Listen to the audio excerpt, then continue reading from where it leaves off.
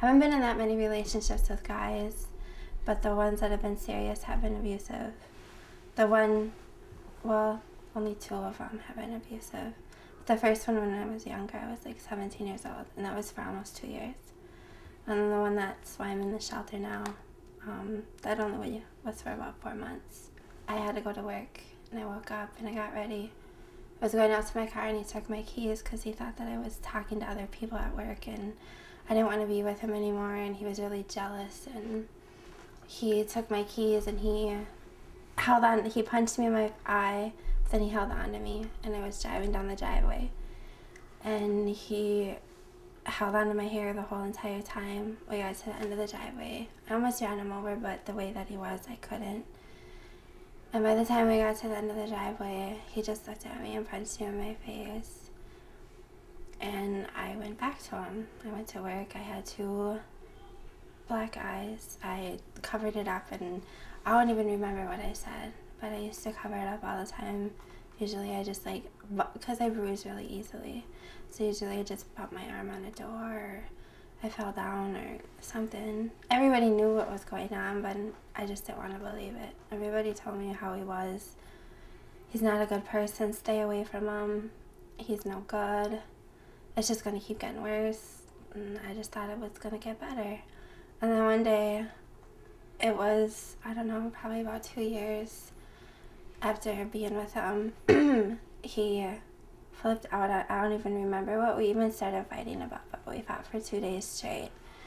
And we were out in my car, and we were doing okay, and then something triggered him, and he flipped out, and he smashed my head against the windshield, or the side of the driver's side window.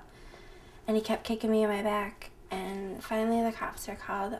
So my friends from Moose Lake came to where we were. We were in Brook Park, and came there and got me out of there. We went and we filed a report at the police station. I went to the hospital, and he fractured my skull.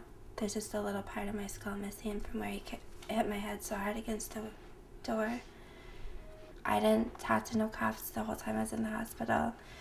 The nurses and the doctors, they just, gave me some pain medicine, and they told me if I needed anything else to go back. So I left. I went to the police station, filed the report.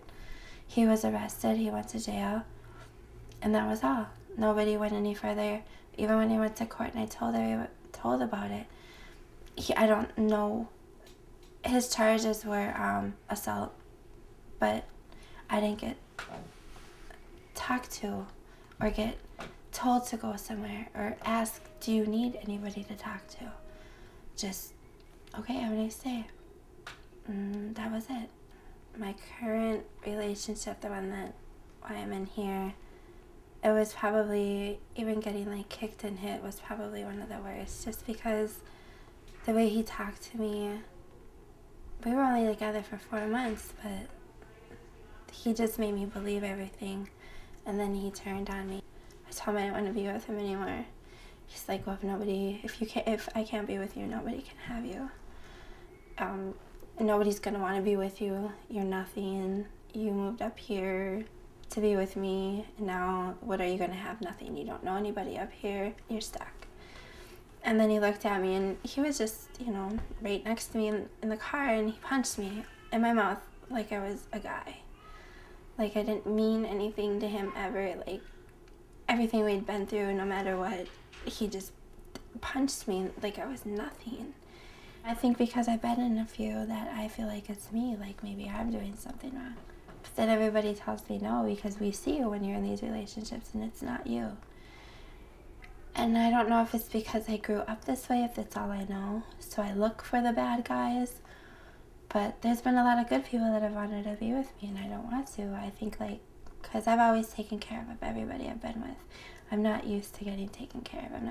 I've always provided for me, provided for my son.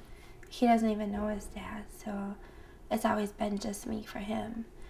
So I'm just used to taking care of everybody. And I think I just get drawn. I don't know why. I have no idea. I've never been through counseling to get deep down in there to see, why? Is it you? Is it something you're doing? Because if it is something I'm doing, I need to know. They're ordinary looking people. you know, they're everyday people. They're not people you would think that would be in abusive relationships.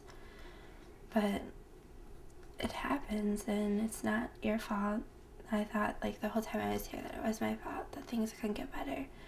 Then you go to group and you hear other people's stories and how it does get better. And a lot of the people that run the groups are recovering, you know, addicts or people that have been in abusive relationships that have, you know, gotten better. So there's hope.